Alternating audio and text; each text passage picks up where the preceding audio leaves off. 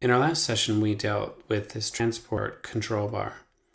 And now let's try and take a look at this looping control section. It's real simple, really.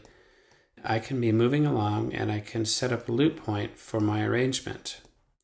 I'll just set up a 1 bar and I'll play.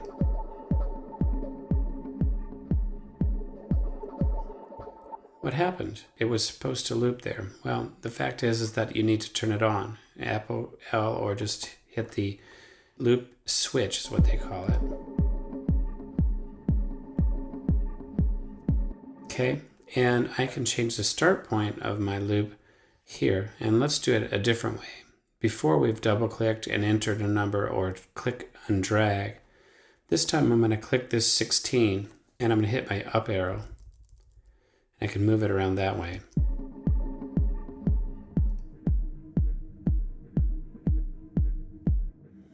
Same for duration. I'm going to go over to my duration field, click on it, and I'm going to go down arrow.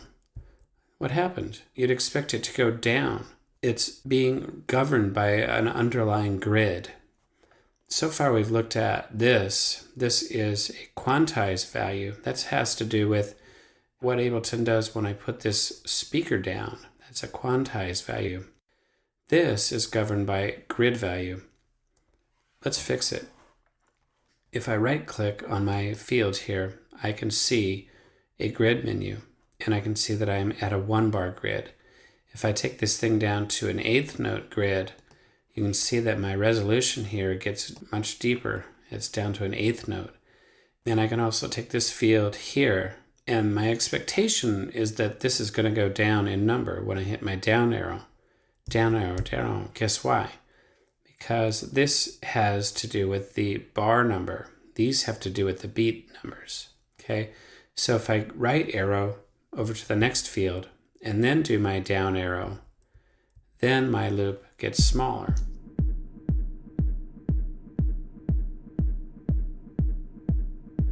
I'm still located here, and if I use my right arrow, then I can go even further down.